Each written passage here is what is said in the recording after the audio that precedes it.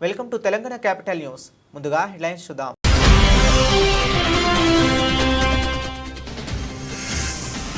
One big beautiful బిల్లుకు చట్టబద్ధత సంతకం చేసిన ట్రంప్.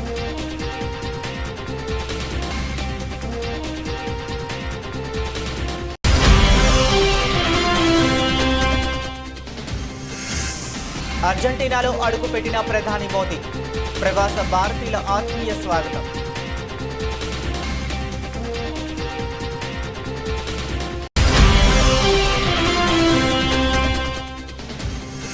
అమెరికా సుంకాలకు ప్రధాని మోదీ తలొక్కుతారని రాహుల్ విమర్శ. మంత్రి పీయూష్ గోయల్ గుండెలు బాదుకోవటం ఖాయమన్న రాహుల్.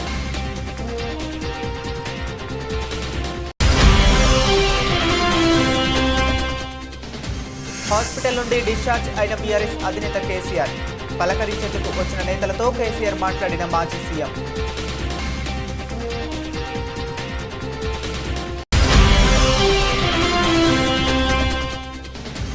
స్వర్ణాంధ్ర P4 పై సమావేశం నిర్వహించిన చంద్రబాబు.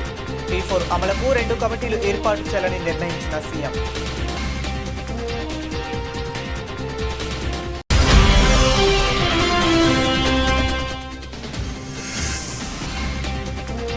పసిడి ప్రియులకు గుడ్ న్యూస్, తగ్గిన బంగారం ధరలు.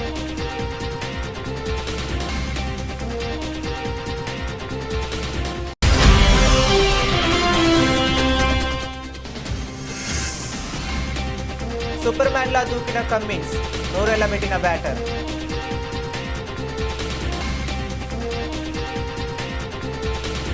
ఇక డీటెయిల్స్లోకి వెళితే అమెరికా అధ్యక్షుడు డొనాల్డ్ ట్రంప్ కలల బిల్లు చట్టంగా మారింది. పన్నుల్లో కోతలు, వ్యయ నియంత్రణల కోసం తీసుకొచ్చిన వన్ బిగ్ బ్యూటిఫుల్ బిల్లుపై రిపబ్లికన్ పార్టీ సభ్యులు, అధికారులు హర్షాతిరేకాల మధ్య ట్రంప్ సంతకం చేశారు. దీంతో ఇది చట్ట రూపం దాల్చింది. ఈ సందర్భంగా ప్రజలెప్పుడు ఇంత సంతోషంగా ఉన్నట్లు గతంలో తానెప్పుడూ చూడలేదని ట్రంప్ అన్నారు. ఈ చట్టంతో అందరికీ లబ్ధి జరుగుతుందన్నారు. సాయుధ బలగాల గురించి మొదటి రోజు వారి కార్మికుల వరకు కొత్త చట్టం మద్దతుగా ఉంటుందన్నారు. అమెరికా చరిత్రలోనే తమ ప్రభుత్వం అతిపెద్ద పన్ను కోత, వ్యాయ కోత, సరిహద్దు భద్రతలో అతిపెద్ద పెట్టుబడి సాధించిందని పేర్కొన్నారు. విస్తృత ఆర్థిక, పన్ను, వలస విధానాల చట్టం అమెరికా రాజకీయాలతో పాటు ప్రపంచ ఆర్థిక వ్యవస్థపై ప్రభావం చూపుతుందని విశ్లేషకులు భావిస్తున్నారు.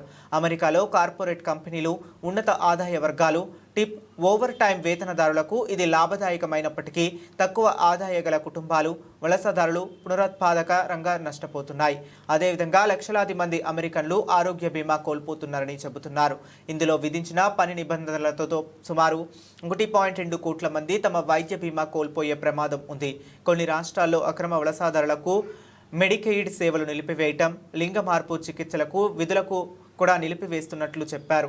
ఈ బిల్లులో సరిహద్దు గోడ నిర్మాణానికి $46 బిలియన్, వలసదారుల నిర్బంధ కేంద్రాల విస్తరణకు $45 బిలియన్, సిబ్బంది శిక్షణ, నియామకానికి $30 బిలియన్ కేటాయించారు. ఈ చట్టం అమలులోకి రావడంతో బైడెన్ హయాంలో ప్రవేశపెట్టిన గ్రీన్ ఎనర్జీ పథకాలు నిలిచిపోయాయి. అర్జెంటీనా పర్యటనకు వెళ్లిన భారత ప్రధాని నరేంద్ర మోదీకి అక్కడ ఘన స్వాగతం లభించింది. బ్యూనస్ ఎయిర్స్లో ఆల్వియర్ ప్యాలెస్ హోటల్కు చేరుకున్న ఆయనకు అక్కడ ప్రవాస భారతీయులు మోదీ మోదీ, జై హింద్, భారత్ మాతాకి జై నినాదాలతో బ్రహ్మరథం పట్టారు. దీంతో హోటల్ పరిసరాల్లో పండుగ వాతావరణం నెలకొంది. భారతీయ సంస్కృతి ఉట్టిపడేలా ప్రవాసులు సాంప్రదాయ శాస్త్రీయ నృత్య ప్రదర్శనతో ప్రధాని స్వాగతం పలికారు. ఈ సందర్భంగా మోదీ అక్కడి వారితో ఆప్యాయంగా ముచ్చటించారు. చాలా మంది ఆయన నుంచి ఫోటోగ్రాఫ్లు, ఆటోగ్రాఫ్లు అందుకుని తమ సంతోషాన్ని పంచుకున్నారు. అంతకుముందు ఏజిజా అంతర్జాతీయ విమానాశ్రయంలో దిగిన మోదీకి అర్జెంటీనా ప్రభుత్వం లాంఛనప్రాయ స్వాగతం పలికింది. ఈ పర్యటనకు చారిత్రక ప్రాధాన్యం సంతరించుకుంది. దాదాపు 57 సంవత్సరాల సుదీర్ఘ విరామం తర్వాత ఒక భారత ప్రధాని అర్జెంటీనాలో ద్వైపాక్షిక పర్యటన చేపట్టడం ఇదే తొలిసారి. అర్జెంటీనాతో సంబంధాలను బలోపేతం చేసే లక్ష్యంతో బ్యూనస్ ఎయిర్స్లో అడుగుపెట్టాను. అధ్యక్షుడు జేవియర్ మిలీతో సమావేశమై విస్తృత చర్చలు జరపడానికి ఆసక్తిగా ఎదురు చూస్తున్నాను అని ప్రధాని మోదీ తన అధికారిక ఎక్స్ ట్విట్టర్లో ఖాతాలో పేర్కొన్నారు. 2 రోజుల ఈ పర్యటనలో భాగంగా మోదీ అర్జెంటీనా జాతీయ నేత general Jose de San Martin విగ్రహానికి నివాళులు అర్పిస్తారు. అనంతరం అధ్యక్షుడు మిలీతో ప్రతినిధి స్థాయి చర్చలు జరుపుతారు. 2019లో భారత్ అర్జెంటీనా సంబంధాలు వ్యూహాత్మక భాగస్వామ్య స్థాయికి చేరాయి. వాణిజ్యం, రక్షణ, వ్యవసాయం, గ్రీన్ ఎనర్జీ వంటి పలు కీలక రంగాల్లో ఇరు దేశాల మధ్య సహకారం కొనసాగుతుంది. అమెరికాతో వాణిజ్య ఒప్పందం విషయంలో ప్రధాని నరేంద్ర మోదీ ప్రభుత్వంపై కాంగ్రెస్ అగ్రనేత రాహుల్ గాంధీ తీవ్ర స్థాయిలో విమర్శలు గుప్పించారు. అమెరికా అధ్యక్షుడు డొనాల్డ్ ట్రంప్ విధించిన సుంకాలను ప్రధాని మోదీ తలగ్గుతారని, ఈ విషయంలో కేంద్ర మంత్రి పీయూష్ గోయల్ గుండెలు బాదుకోవటం తప్ప ఏమీ చేయలేరని ఆయన వ్యాఖ్యానించారు. తన మాటలను రాసి పెట్టుకోవాలంటూ సవాల్ విసిరారు. 3 నెలల క్రితం భారత్పై అమెరికా 26% సుంకాలు విధిస్తున్నట్లు ప్రకటించిన సంగతి తెలిసిందే. ఈ సుంకాల సస్పెన్షన్ గడువు జూలై 9తో ముగియనుండటంతో ఆలోగా ఓ వాణిజ్య ఒప్పందాన్ని కుదుర్చుకునేందుకు ఇరు దేశాలు ప్రయత్నిస్తున్నాయి. ఈ నేపథ్యంలోనే రాహుల్ గాంధీ చేసిన వ్యాఖ్యలు రాజకీయంగా ప్రాధాన్యం సంతరించుకున్నాయి. ఈ విమర్శలపై కేంద్ర వాణిజ్య శాఖ మంత్రి పీయూష్ గోయల్ స్పందించారు. అంతర్జాతీయ వాణిజ్య ఒప్పందాల విషయంలో భారత్ పటిష్టమైన విధానాలను అనుసరిస్తుందని స్పష్టం చేశారు. గడువులను చూసి కీలక ఒప్పందాలపై తొందరపడబోమని, ఇరు దేశాలకు ప్రయోజనం చేకూరితేనే ముందుకెళ్తామని ఆయన తెలిపారు. ఈ ఒప్పందంలో భాగంగా వస్త్రాలు, ఆభరణాలు, రొయ్యలు, ప్లాస్టిక్స్ వంటి ఉత్పత్తులపై సుంకాల మినహాయింపును భారత్ కోరుతుంది. మరోవైపు ఎలక్ట్రిక్ వాహనాలు, పారిశ్రామిక వస్తువులు, పాడి ఉత్పత్తులపై సుంకాలు తగ్గించాలని అమెరికా డిమాండ్ చేస్తుంది. అయితే పాడి, వ్యవసాయ ఉత్పత్తులపై సుంకాలు తగ్గిస్తే దేశీయ రైతులు ప్రయోజనాలు దెబ్బతింటాయనే ఆందోళన నేపథ్యంలో ఆ డిమాండ్లకు భారత్ అంగీకరించడం లేదు. ఇప్పటికే చర్చల నిమిత్తం అమెరికా వెళ్లిన భారత బృందం తిరిగి రావడంతో జూలై 9లోగా ఓ మధ్యంతర ఒప్పందం కుదిరే అవకాశం ఉందని సమాచారం.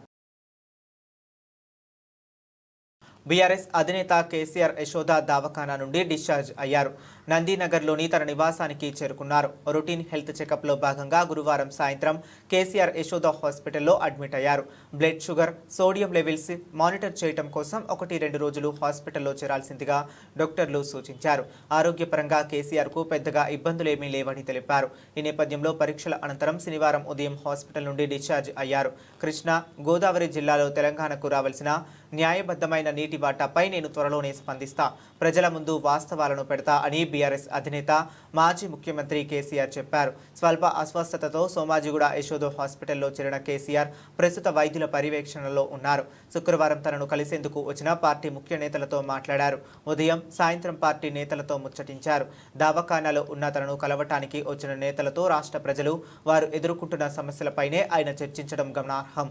ముఖ్యంగా రైతుల గురించి ఎక్కువ సమయం నేతలతో మాట్లాడారు. పలకరించేందుకు వచ్చిన నేతలతో కేసీఆర్ మాట్లాడుతూ రాష్ట్రంలో పంటలెట్లా ఉన్నాయి, వానలెట్లా పడుతున్నాయి, నీళ్లు అందుతున్నాయా అంటూ విచారించారు. యూరియా అందడం లేదని చాలా చోట్ల రైతులు చెబుతున్నారని పలువురు నేతలు కేసీఆర్ దృష్టికి తీసుకొచ్చారు. అనేక ప్రాంతాల్లో రైతులు తీవ్ర ఇబ్బంది పడుతున్నారని, ప్రభుత్వం దాదాపు చేతులెత్తేసిందని నేతలు తమ ప్రాంతాల్లో ఉన్న పరిస్థితుల గురించి చెప్పారు. బీఆర్ఎస్ హయాంలో ఏనాడు ఇలాంటి ఇబ్బందికర పరిస్థితి రాలేదని రైతులే చెప్తున్నారని, ఈసారి విత్తనాలు, ఎరువుల కొరత తీవ్రంగా ఉన్నదని చెప్పారు. రాష్ట్ర ప్రభుత్వం సాగునీటి రంగాన్ని పూర్తిగా నిర్లక్ష్యం చేస్తుందని కొంతమంది నేతలు చెప్తారు.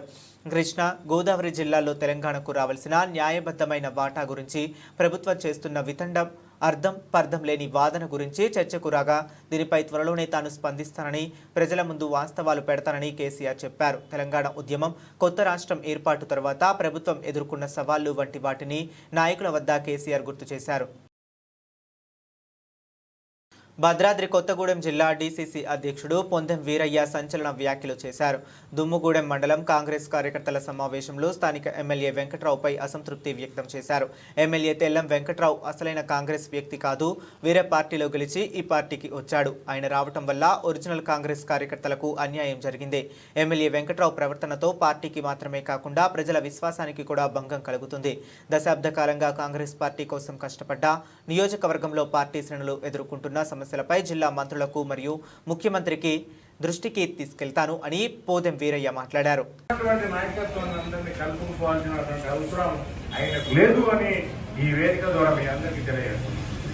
ఎందుకు లేదు అని అంటే ఆయన కాంగ్రెస్ పార్టీ కాదు, కాంగ్రెస్ పార్టీ కాదు, మరి ఏ పార్టీ నుండో గెలిచి ఈ పార్టీకి రావడం జరిగింది. నేను అట్లా కాదు. పొందెం వీరయ్య అనేటోడు మరి రిలీజన్ ఎక్కడ కూడా ఏనాడు కూడా ఇంకో పార్టీకి నేను ఓటు వేయలే, ఇంకో పార్టీకి పనిచేయలే, ఇంకో పార్టీకి నేను అది చేయలే. మీరేదైతే మరి కాంగ్రెస్ పార్టీ నన్ను మీ కాడికి పంపిస్తే ఆ రోజు 11 రోజులలోనే నేను ఎమ్మెల్యేకి గెలిచిన. మీకు 5 సంవత్సరాలు మీ ఎమ్మటి ఉండి, మీ తోడుగా ఉండి, మీ అందరి యొక్క మనలను పొందిందనుకుంటే మీరందరూ పక్క పెట్టారు. మరలా పక్క పెట్టారు. ఆ కర్మని మనం అందరం అనుభవిస్తున్నాం. అనుభవిస్తలేమనేది కాదు, మీ అందరికీ తెలుసు. కాబట్టి ఏదున్నా ఏది లేకపోయినా ఆయన రావడం అనేది మన వాళ్ళకి అన్యాయం జరిగింది అనేది నిజం. ఇట్లా ఎలాంటి పొరపంచాలు లేవు. ఇక్కడ ఏదో మనం నీతులు చెప్పుకోవాల్సిన అవసరం లేదు.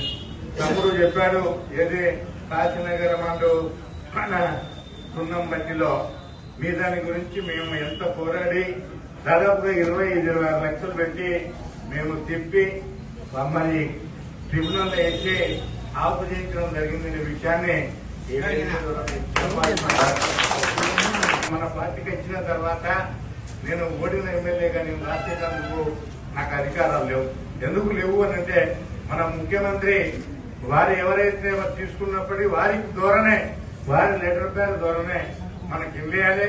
అయినా కూడా రాసేటప్పుడు మేము సీనియర్ నాయకులం, కాంగ్రెస్ వాదులం, మరి ఇక్కడ కాంగ్రెస్ వాదులు ఎవరున్నారని కూర్చోబెట్టినందుకు అడగాల్సిన బాధ్యత ఇప్పుడు మన దాంట్లో కలిసినటువంటి ఎమ్మెల్యే గారికి ఉందని ఈ సందర్భంగా మీకు చెప్పాలి. ఏం పీకుతారు అనేది చెడు మాట కాదు. దీనిని హిందీలో ట్రాన్స్లేట్ చేస్తే క్యా ఉకాడతా అని అర్థం. నేను తెలుగులో ఇప్పుడే నేర్చుకుంటున్నా. ఫ్లో వచ్చినప్పుడు ఏం చేయలేను. కవితకు కేటీఆర్ భార్యకు క్షమాపణలు చెప్పాను. ఫోన్లో వచ్చిన మాటలను మనసులో తీసుకోవద్దు. మహిళా కమిషన్ ముందు విచారణకు హాజరైన అనంతరం కాంగ్రెస్ నేత ఫిరోజ్ ఖాన్ మీడియాకు వివరించారు. ఎవరైనా పోటీ చేయవచ్చు, రైట్? కేటీఆర్ కూడా అక్కడ రిజైన్ ఇస్తాడు. సిరిసిల్లా కేటీఆర్ పోటీ చేయవచ్చు, కేటీఆర్ పెళ్ళం పోటీ చేయవచ్చు, కేటీఆర్ పెళ్ళం పోటీ చేయవచ్చు, రైట్? అందరికీ ఆ అర్హత ఉన్నది మన డెమోక్రసీలో. So all are welcome. ఒకటే చెప్తా నేను, బెస్ట్ మ్యాన్ ఎదుర్కొంటారా కవిత గారు? బెస్ట్ మ్యాన్ కవిత పీక్తది. కవిత పీక్తది. కవిత ఎవరమ్మా? సోనియా గాంధీ లేకుంటే అట్లీస్ట్ ప్రియాంక గాంధీ? ఎవర్ కవిత? ఆ బీఆర్ఎస్ కవితకి చెప్పేస్తున్నాం ఈ ఛానల్ ముందు. స్వర్ణాంధ్ర P4 లోగోను ముఖ్యమంత్రి చంద్రబాబు ఖరారు చేశారు. స్వర్ణాంధ్ర P4 ఫౌండేషన్ తొలి జనరల్ బాడీ సమావేశం ముఖ్యమంత్రి చంద్రబాబు నేతృత్వంలో శుక్రవారం జరిగింది. జూమ్ ద్వారా జరిగిన ఈ సమావేశంలో P4 పథకం సమర్థవంతంగా అమలు చేసేందుకు 2 కమిటీలు ఏర్పాటు చేయాలని చంద్రబాబు నిర్ణయించారు. P4 అమలు పర్యవేక్షణ కొరకు జిల్లా, నియోజకవర్గ స్థాయి చాప్టర్లు ఏర్పాటు చేయాలని ముఖ్యమంత్రి చంద్రబాబు ఆదేశించారు. కమిటీల్లో ఇన్ఛార్జ్ మంత్రులు, ఎంపీలు, ప్రజాప్రతినిధులు, అధికారులు సభ్యులుగా ఉంటారని చెప్పారు. P4 అమలులో బాపట్ల జిల్లా ప్రథమ స్థానంలో నిలిచిందని ముఖ్యమంత్రి అన్నారు. ఆగస్టు 15 నాటికి 15 లక్షల బంగారు కుటుంబాలు, 1,00,000 మంది మార్గదర్శకులను గుర్తించాలని నేతలు, అధికారులకు చంద్రబాబు సూచించారు. అయితే ఈ పథకం అమలుపై ప్రజల్లో పలు అనుమానాలు ఉన్నాయని ఎమ్మెల్యేలు ముఖ్యమంత్రి దృష్టికి తీసుకురాగా ఆయన ఆ అనుమానాలను నివృత్తి చేశారు.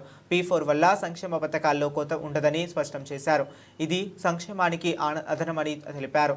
P4 పథకంపై ప్రజల్లో ఉన్న అపోహలను నేతలు, అధికారులు తొలగించాలని సూచించారు.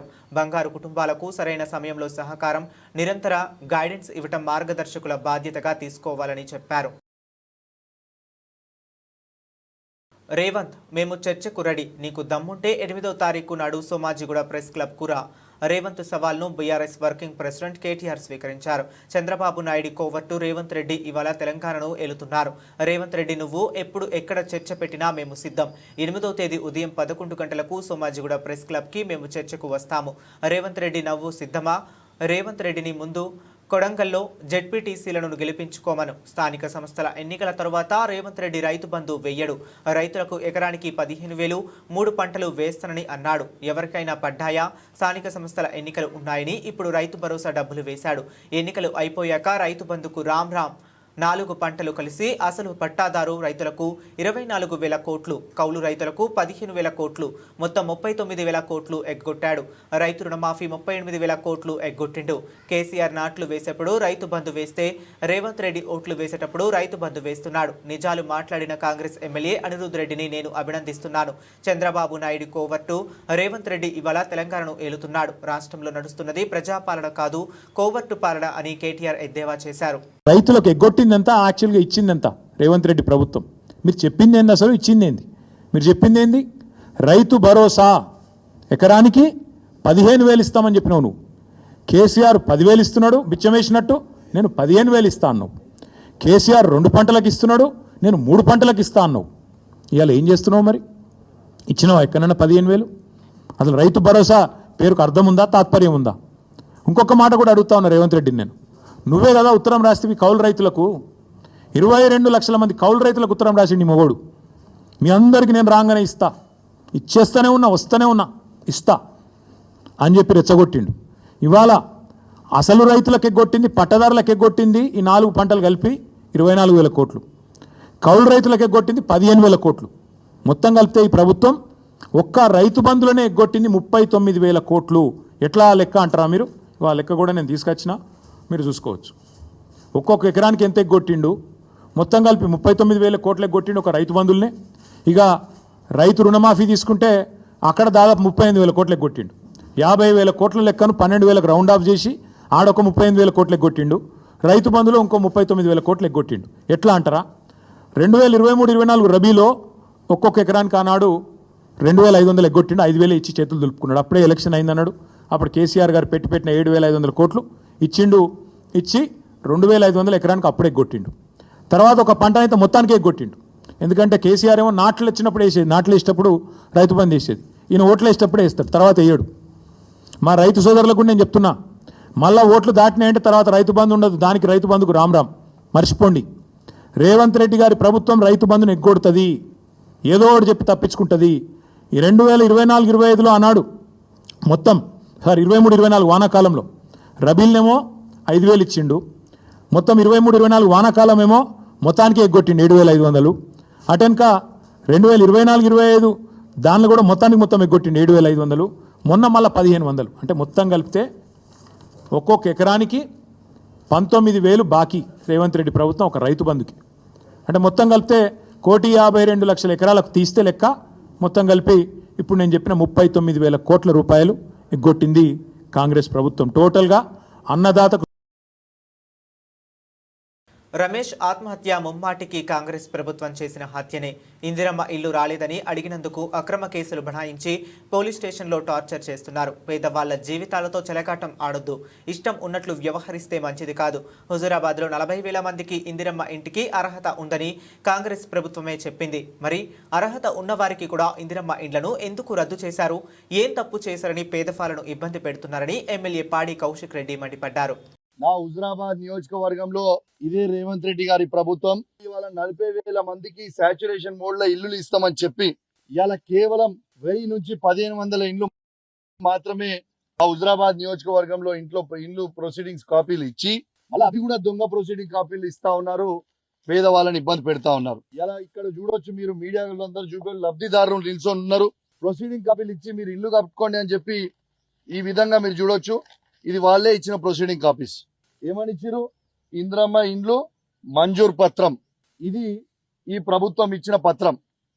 ఇచ్చిన తర్వాత ఇగోండి ఎగ్జాంపుల్, మా మారం లచ్చక్క ఇల్లు శాంక్షన్ చేసిర్రు అని ఇగో ఇల్లు ఇప్పి కొంచెం జరుగురే ఇప్పి ఇల్లు కట్టుకొని అప్పు తెచ్చుకొని దాదాపు 2-3 లక్షల రూపాయలు అప్పు మిత్తికి 3 రూపాయలు మిత్తికి తీసుకొని వచ్చి వాళ్ళు ఇల్లు కట్టుకుంటుంది.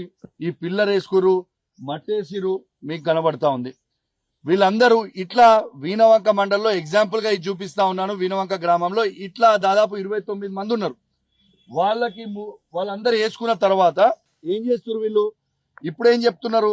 మీకు పోయినసారి 20 ఏళ్ల క్రితం ఇంద్రమ్మ ఇళ్ల కింద మీరు 5 సిమెంట్ బ్యాగులు తీసుకురు, 3,000 రూపాయలు తీసుకురు, కాబట్టి మీకు ఇల్లు రాలేదు, క్యాన్సల్, అది పత్రం మేము ఇచ్చింది చెల్లదు మీకు అని చెప్తా ఉన్నారు అధికారులు. వాళ్ళు గిట్లా ఇల్లు తీసుకున్నట్టు, వాళ్ళు సిమెంట్ బస్తాలు తీసుకున్నట్టు రేవంత్ రెడ్డి గారు మీరు చూపిస్తారా వాళ్ళు సంతకాలు పెట్టిన ఎక్కడన్నా? లేకుంటే వాళ్ళు డబ్బులు తీసుకున్నట్టు మీరు సంతకాలు పెట్టినట్టు చూపిస్తారా? ఏ విధంగా మీరు ఈ ఇళ్ళని క్యాన్సల్ చేస్తారని చెప్పి నేను అడుగుతా ఉన్నాను.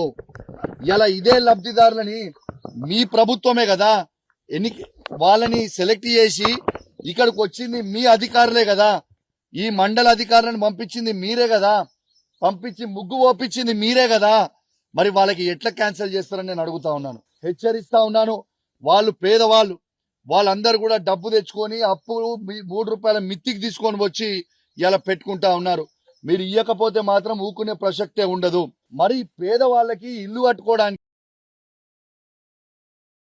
భారత రాజ్యాంగం అనేది పేదలకు, దళితులకు, గిరిజనులకు, బలహీన వర్గాలకు హక్కులు కల్పించిన శాశ్వత గ్రంథం. ఇది కేవలం పుస్తకం కాదు, బాపూజీ, అంబేద్కర్, పూలే వంటి మహానుభావుల ఆలోచనలకి జీవం పోసిన సమైక్య మనుగడకు ఆధారం. రాజ్యాంగానికి చిన్న ఇబ్బంది వచ్చినా సామాన్యుల హక్కులు ప్రమాదంలో పడతాయి. కాంగ్రెస్ పార్టీ ప్రజల హక్కులు కాపాడుతోంది. ప్రజల ఆశీర్వాదంతో ఏర్పడిన ప్రజాప్రభుత్వం రాజ్యాంగ పరిరక్షణే లక్ష్యంగా ముందుకు సాగుతూ సామాజిక న్యాయ సూత్రాల ఆధారంగా అనేక సంక్షేమ పథకాలు అమలు చేస్తోంది. బీఆర్ఎస్, బీజేపీకి కాంగ్రెస్ను విమర్శించే అర్హత లేదు. ప్రజా సమస్యలు పట్టించుకొని దొంగ పార్టీలని డిప్యూటీ సీఎం బట్టి విక్రమార్క అన్నారు. మిత్రులారా, ఈ రోజు దేశంలో ఒక సైద్ధాంతిక పోరాటం జరుగుతా ఉంది. రాజ్యాంగాన్ని రక్షించాలని కాంగ్రెస్ పార్టీ, ఇండియా కూటమి ఒక పక్కన, రాజ్యాంగాన్ని రూపుమార్చాలని బీజేపీకి సంబంధించినటువంటి ఎన్డీఏ కూటమి ఒక పక్కన. భారత రాజ్యాంగం అంటే అదేదో కేవలం పుస్తకం కాదు. కొన్ని దశాబ్దాలుగా, శతాబ్దాలుగా ఈ సమాజంలో ఉన్నటువంటి ప్రజల ఆలోచనలు, పూజ్య బాపూజీ మహాత్మా గాంధీ గారి ఆలోచనలు, బాబాసాహెబ్ అంబేద్కర్ గారి ఆలోచనలు, జ్యోతిరావు పూలే గారి ఆలోచనల్ని పొందుపరిచి ప్రజల అవసరాల కోసం అందించినటువంటి అద్భుతమైనటువంటి గ్రంథం భారత రాజ్యాంగం. భారత రాజ్యాంగమే లేకపోతే ఈ దేశంలో సామాన్యులకి, పేదలకి, దళితులకి, గిరిజనులకి ఎవరికి కూడా ఎటువంటి హక్కులు లేకుండా కేవలం రాజులకి, రాజ్యాధికారం చేసేటువంటి పెద్దలకి మాత్రమే సమాజంలో ఉన్నటువంటి గౌరవం దక్కేది. అటువంటి పరిస్థితిలో ఈ దేశంలో ఉన్నటువంటి ప్రతి పౌరుడికి కూడా సమానమైనటువంటి హక్కుని, గౌరవాన్ని కల్పిస్తూ ఈ దేశ సంపదని, ఈ దేశంలో ఉన్నటువంటి అవకాశాలని అందరికీ సమానంగా అందించాలని ఈ భారతదేశానికి బాబాసాహెబ్ అంబేద్కర్ కాంగ్రెస్ పార్టీ ఆధ్వర్యంలో అద్భుతమైనటువంటి భారత రాజ్యాంగాన్ని అందిస్తే దాన్ని అమలు చేయాలని ఈరోజు కాంగ్రెస్ పార్టీ పెద్ద ఎత్తున మన నాయకులు పోరాటం చేస్తూ ముందుకు పోతా ఉన్నాం. దాన్ని నిలబెట్టుకోవటమే మనందరి భవిష్యత్. పొరపాట్ల భారత రాజ్యాంగానికి చిన్న ఇబ్బంది జరిగినా ఈ దేశంలో ఉన్నటువంటి సామాన్యులు అందరూ కూడా హక్కులు కోల్పోయేటువంటి అత్యంత ప్రమాదకరమైన పరిస్థితులు ఈ దేశంలో దాపురిస్తాయి. అటువంటి రాజ్యాంగ స్ఫూర్తితో కాంగ్రెస్ పార్టీ ఇచ్చినటువంటి పిలుపుతో ఈ రాష్ట్రంలో మీ అందరి ఆశీస్సులతో అధికారంలోకి వచ్చినటువంటి కాంగ్రెస్ ప్రభుత్వం వచ్చిన నాటి నుంచి ఈనాటి వరకు ఆ సామాజిక న్యాయ సూత్రాన్ని అమలు. భారత స్త్రీలకు బంగారం అంటే ఎంత ఇష్టమో ప్రత్యేకంగా చెప్పక్కర్లేదు. ఎంత బంగారం ఉన్నా ఇంకా కావాలని అంటారు. ఇక శుభకార్యాల్లో కూడా బంగారం కీలక పాత్ర పోషిస్తూ ఉంటుంది. జనం పెట్టుబడులకు కూడా బంగారాన్ని ఎంచుకుంటున్నారు. అంతర్జాతీయ మార్కెట్లో చోటు చేసుకున్న పరిణామాలతో గత కొద్ది రోజుల నుండి బంగారం ధరలు పెరుగుతూ పోయాయి. నేడు మాత్రం బంగారం కొనాలనుకునే వారికి ఊరట లభించింది. బంగారం ధరలు తగ్గాయి. హైదరాబాద్లో నిన్న 10 గ్రాముల 24 క్యారెట్ల బంగారం ధర 98,730 రూపాయల దగ్గర ట్రేడ్ అయింది. 10 గ్రాముల 22 క్యారెట్ల బంగారం ధర 90,500 రూపాయల దగ్గర, 10 గ్రాముల 18 క్యారెట్ల బంగారం ధర 74,050 రూపాయల దగ్గర ట్రేడ్ అయింది. నిన్నటితో పోల్చుకుంటే 10 గ్రాముల బంగారంపై గ్రాముకు ₹1 చొప్పున 10 గ్రాముల తగ్గింది. 10 గ్రాముల 24 క్యారెట్ల బంగారం ధర 98,720 రూపాయల దగ్గర, 10 గ్రాముల 22 క్యారెట్ల బంగారం ధర 90,490 రూపాయల దగ్గర, 10 గ్రాముల 18 క్యారెట్ల బంగారం ధర 74,050 రూపాయల దగ్గర ట్రేడ్ అవుతుంది. మొన్నటి వరకు బంగారం ధరలతో సంబంధం లేకుండా వెండి ధరలు ప్రతిరోజు ఎంతో కొంత పెరుగుతూ పోయాయి. కానీ ఈ రోజు వెండి ధరలు కూడా తగ్గాయి. నిన్న హైదరాబాద్ నగరంలో 100 గ్రాముల వెండి ధర 12,000 దగ్గర ట్రేడ్ అయింది. కేజీ వెండి ధర 1,20,000 దగ్గర ట్రేడ్ అయింది. ఈ రోజు 100 గ్రాముల వెండిపై ₹10, కేజీ వెండిపై ₹100 పెరిగింది. 100 గ్రాముల వెండి ధర నేడు 11,990 రూపాయల దగ్గర ట్రేడ్ అవుతుంది.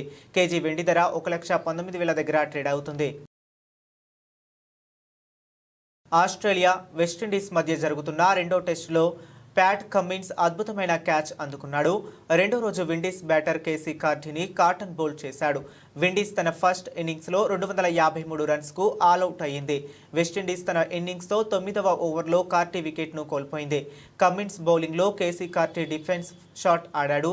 అయితే ఆ ఇన్సైడ్ ఎడ్జ్ తీసుకుని ప్యాట్స్కు తగిలింది. ఆ తర్వాత చాలా ఎత్తుకు ఎగిరింది. ఆ సమయంలోనే కమిన్స్ బౌలింగ్ రన్ తప్తో ముందుకు వెళ్తున్నాడు. అద్భుతమైన రీతిలో ముందుకు దూసుకుపోతూ ఆ క్యాచ్ను ఒకే చేయితో పట్టేశాడు. ఆ క్యాచ్ చూసి అందరూ స్టన్ అయ్యారు. ఫీల్డ్ అంపైర్ల నిర్ణయాన్ని టీవీ అంపైర్లకు వదిలేశాడు. కొంత సమయం తీసుకున్న టీవీ అంపైర్ ఆ తర్వాత కార్టీ అవుట్ అయినట్లు డిక్లేర్ చేశాడు.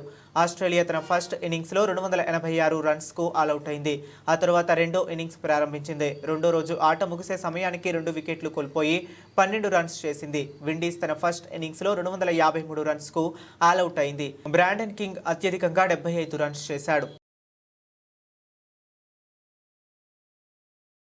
బులెటిన్ ముగించే ముందు మరొకసారి హెడ్లైన్స్ చూద్దాం.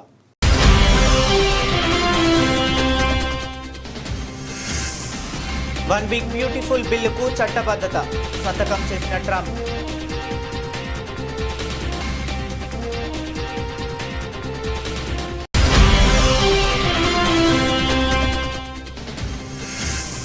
అర్జెంటీనాలో అడుగుపెట్టిన ప్రధాని మోదీ. ప్రవాస భారతీయుల ఆత్మీయ స్వాగతం.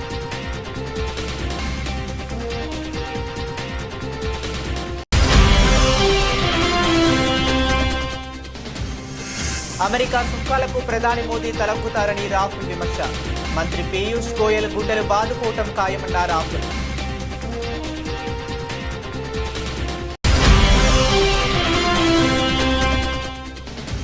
హాస్పిటల్ నుండి డిశ్చార్జ్ అయిన బీఆర్ఎస్ అధినేత కేసీఆర్.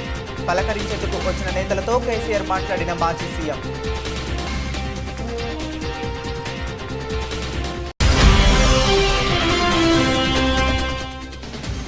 స్వర్ణాంధ్ర P4 పై సమావేశం నిర్వహించిన చంద్రబాబు. P4 అమలుకు 2 కమిటీలు ఏర్పాటు చేయాలని నిర్ణయించిన సీఎం.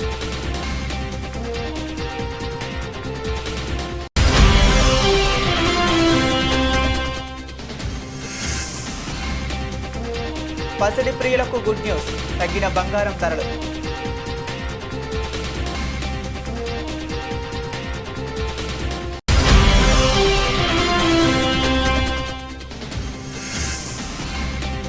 సూపర్ మ్యాన్ లా దూకిన కమ్మిన్స్. నోరెళ్లబెట్టిన బ్యాటర్.